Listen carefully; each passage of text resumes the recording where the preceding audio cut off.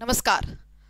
भरपूर दिवसापासूनचा तुमचा असणारा डाऊट आज इथं क्लिअर होतोय आणि तुम्हाला ऑलरेडी ग्रुप लेवल टायमर मिळाला असेल पण ते समजत नाहीये भरपूर विद्यार्थ्यांना. तर आज इथं मी staff nurse, fireman, driver operator, लिपिक, टंकलेखक या सगळ्या पदांचा जो ग्रुप लेवल टायमरचा पॅटर्न आहे तर तो मी समजून सांगणार आहे तुम्हाला. कशा पद्धतीने इथं तुम्हाला प्रश्न विचारले जातील प्रत्येक विषया संबंधी. तर हे सगळ्याच पदांसाठी आपण ज्या पदांसाठी इथं काम करतो, स्टाफ नर्स असेल, ड्रायव्हर ऑपरेटर, फायरमॅन असेल आणि त्यानंतर लिपिक, टंकलेखक असेल, तर त्यांचं आता मी एकत्रच सांगते. प्रत्येकाला वेगवेगळं लेक्चर इथं नाही घेत, उगाच वेळ वाया जातो. तुम्ही समजून घ्या, थोडक्यात सांगणार आहे मी सुद्धा, जास्त वेळ घेणार नाही. सगळ्यात पहिलं क्लर्क टायपिस्टचं बघूया. बघा, तुम्हाला इथं मराठीचे 12 आणि 3 15 प्रश्न असणार आहेत. त्यानंतर इथं इंग्रजीचे सुद्धा 15 प्रश्न असतील. त्यानंतर जनरल नॉलेजचे सुद्धा 15 प्रश्न असतील. त्यानंतर रिझनिंगचे सुद्धा 15 प्रश्न जे आहेत तर ते असणार आहेत. तांत्रिक ज्ञान, आता तुमचं जे तांत्रिक ज्ञान आहे तर तुमचा कायदा आहे त्याच्यावर तुम्हाला 40 प्रश्न असतील. आता तुम्ही मला हे विचारणार की मॅम मग म्युनिसिपल कॉर्पोरेशनला किती असतील, RTIला किती असतील, RTSला किती असतील. तर आता हे जे आहे पहिल्या शिफ्टमध्ये, लिपिक टंकलेखकच्या पहिल्या शिफ्टमध्ये आपल्याला कळेल, तोपर्यंत कळणार नाही. त्यामुळे इथं परत परत विचारू नका. ते आता KDMCला आणि TCSलाच माहिती आहे की RTS, RTI आणि म्युनिसिपल कॉर्पोरेशन कितीला येईल, किती मार्काला येईल. पण या चारही कायद्यांचं मिळून 40 प्रश्न तर तुम्हाला कन्फर्म असणार आहेत. एवढं तर आपल्याला इथून कळलेलं आहे. तर आता तुमचं काम आहे की RTI, RTS तोंडपाठ करणे, म्हणजे इथं तुम्ही चांगला स्कोर करू शकता. त्याच्यामध्ये आपण चुकलो नाही पाहिजे. म्युनिसिपल कॉर्पोरेशन ऍक्ट मोठा आहे, तुम्हाला तो भरपूर सोपा करून मी दिलेला आहे, तो बघून घ्या. अगदी 150 रुपयामध्ये मी तुम्हाला दिलेला आहे, अगदी सोप्या पद्धतीत. आणि सध्याला त्याच्यावर सेल सुद्धा आहे, आपण त्याच्यावर 20% ऑफ सुद्धा देत आहोत. कळलं? टेलिग्राम जॉईन करा, कुपन कोड तुम्हाला टेलिग्राम चॅनलवर मिळेल. तिथे तुम्हाला काहीतरी 110 वालाच आपली ती बॅच मिळते. तर ऑलरेडी आपण त्याच्यावर 20 to 25% ऑफ देणारच आहोत. ठीक आहे, कुपन कोडसाठी संध्याकाळी कुपन कोड पडेल, तर तो तुम्ही बघा टेलिग्राम चॅनलवर जाऊन. गणपतीसाठी आपण तर सेल ठेवलेली आहे. तर मग इथं तुम्हाला कळलं की अशा पद्धतीने हा तुमचा पेपर पॅटर्न असेल. कशाचा? टायपिस्टचा. ठीक आहे, क्लर्क टायपिस्टचा. आता कायद्यासाठी कोणत्या कायद्याला किती हे विचारू नका प्लीज. त्यानंतर थोडं आपण फायरमॅनकडे येऊया, फायरमॅन, ड्रायव्हर ऑपरेटरकडे.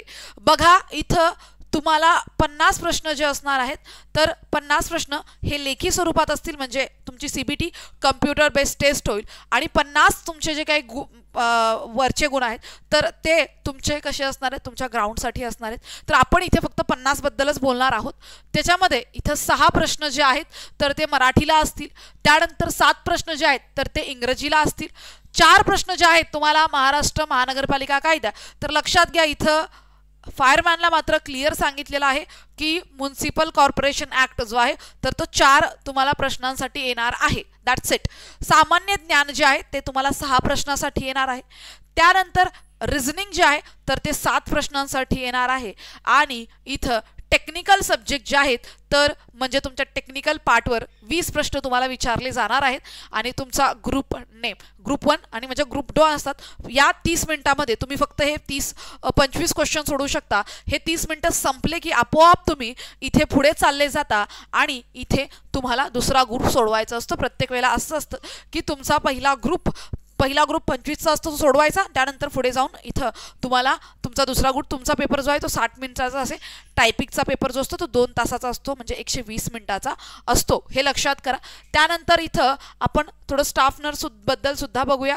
तर स्टाफ नर्सचं सुद्धा त्याच प्रकारे आहे, जिथं टेक्निकल जे आहे तुम्हाला 40 प्रश्नांसाठी असणारे तुमचं ग्रुप लेवल टायमर ABCD. त्याच्यामध्ये A साठी 25 प्रश्न 30 मिनिटं असतील, B साठी सुद्धा 25 प्रश्न 30 मिनिटं असतील, C साठी सुद्धा 25 प्रश्न 30 मिनिटं, D साठी सुद्धा 25 प्रश्न 30 मिनिटं. 30 मिनिटं झाल्याशिवाय पुढे तुम्ही जाऊ शकत नाही. पेपर जरी झाला असेल आणि जरी झाला नसेल तरी तुम्ही आपोआप 30 मिनिटानंतर पुढच्या तुमच्या ग्रुपमध्ये तुम्ही ढकलले जाणार. तुम्ही डायरेक्ट ऑटोमॅटिकली तिकडे जाणार. तर इथं सुद्धा तुम्हाला 15-15चं सॉरी, इथं जर तुम्ही पाहिलं तर बघा, इथं 6 आणि 4 10.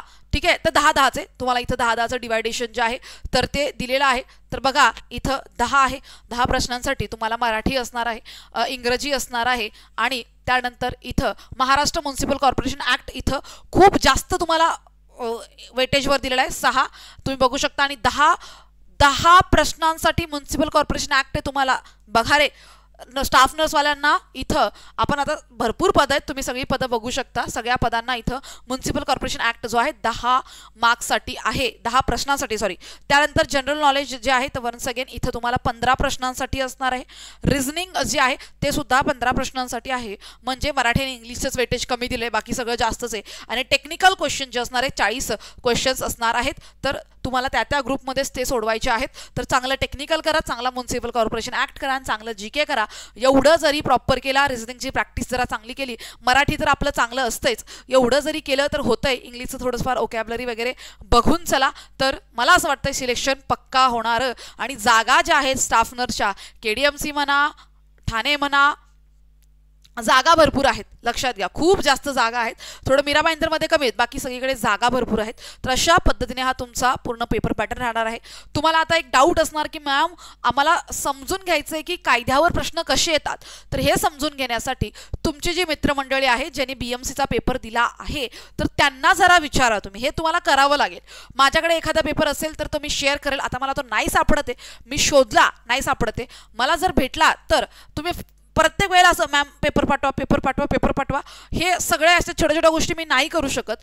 माझी इच्छा जरी असेल तर तेवढा वेळ नाही पुरत. तुम्ही बघू शकता काल दिवसभर लेक्चर झालेलं नाहीये, नेट नव्हता, भरपूर साऱ्या गोष्टी असतात, सण चालू आहे, आम्हाला सुद्धा सण असतो, तर भरपूर गोष्टी आहेत. तर इथं तुम्ही तुमच्या मित्रांना विचारा कसा गेलेला आहे. तुम्हाला कुठे टेलिग्रामवर BMCचे पेपर मिळत असतील स्पेशली निरीक्षकचे, ते बघा.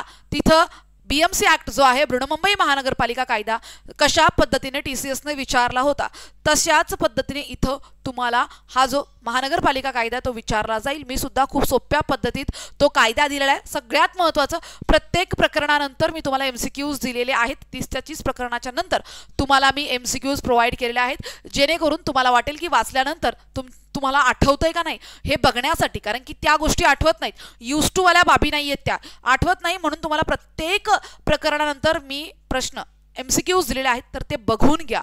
कळलं? आता मी याच्यावर सेल सुद्धा लावेन, तर तुम्हाला सगळ्यांना ते बघावंच लागेल.